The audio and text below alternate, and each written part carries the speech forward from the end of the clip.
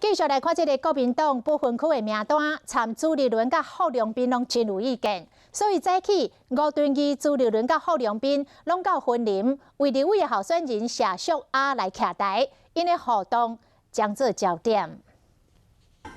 吴敦义、朱立伦、郝龙斌为云林县立委候选人谢淑雅徛台，送的好头彩。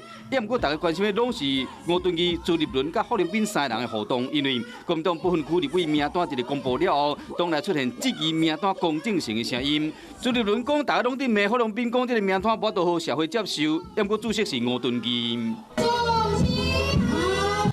吴敦义甲郝龙斌有握手，看起来互动算正常。朱立伦伫台下等吴敦义，敢若讲几句话尔，无伫台顶徛做伙。